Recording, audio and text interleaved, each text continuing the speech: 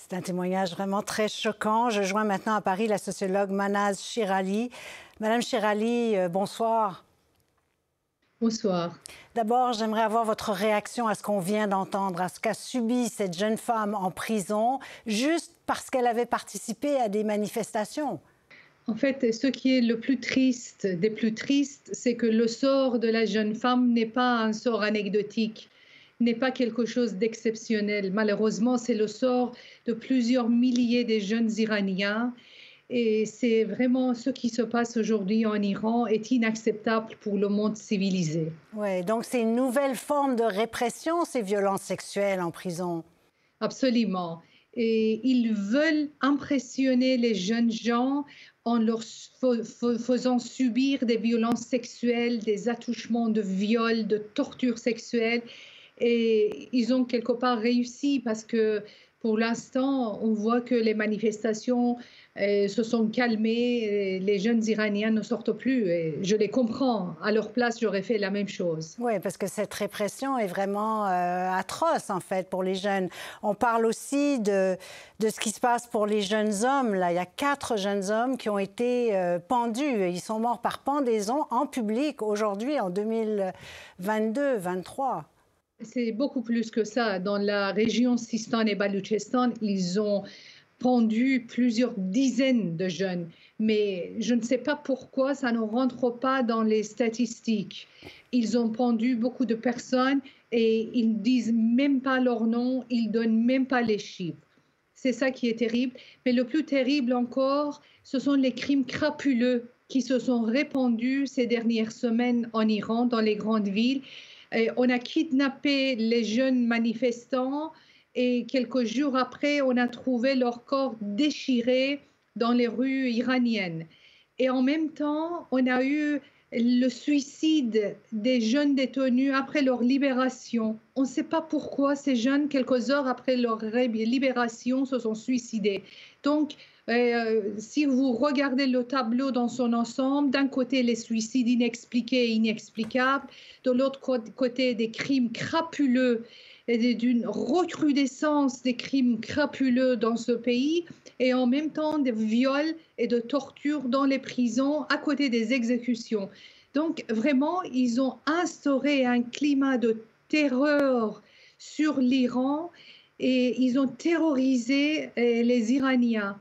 Et en même temps, ils osent terroriser la communauté internationale en mettant en prison les binationaux ou les touristes étrangers. Donc, toutes les voies sont légitimes pour les dirigeants de la République islamique pour faire régner la peur et la terreur à la fois sur le pays et dans la communauté internationale. Et même vous, vous subissez de l'intimidation alors que vous vivez en France.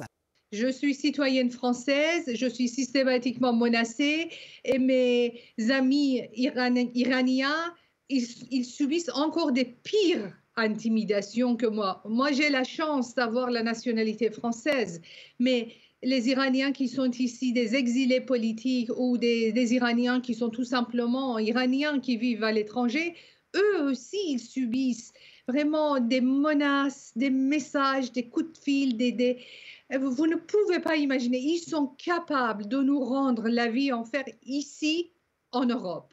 Alors, c'est ça que je me demande, ce qu'ils font avec les Iraniens sur place. Oui, ben on a entendu juste un témoignage, celui de cette jeune femme, et on voit à quel point ils sont capables de certaines horreurs. On entend beaucoup moins parler, en fait, de ce qui se passe maintenant en Iran. Ça devient très difficile. Vous disiez, la contestation a pratiquement arrêté à cause de cette répression maintenant. Qu'est-ce qui va arriver à cette révolte ? De toute façon, quelques temps après, vous allez voir que ça va reprendre parce que la société n'a pas été satisfaite. Les réclamations sont restées sans réponse. Et la République islamique, la seule réponse que la République islamique a accordée aux Iraniens, c'était la terreur et les exécutions. Et vous pouvez comprendre que ce n'est pas comme ça qu'on peut diriger un grand pays comme l'Iran. Aujourd'hui, les manifestations se sont calmées un petit peu, mais il suffit encore d'une étincelle pour que ça reprend, parce que c'est une société qui est profondément en colère. Oui, et puis c'est une société, on l'oublie peut-être, mais qui est très éduquée. Il y a beaucoup de jeunes dans les universités, donc c'est des jeunes aussi qui savent un peu ce qui se passe à l'extérieur.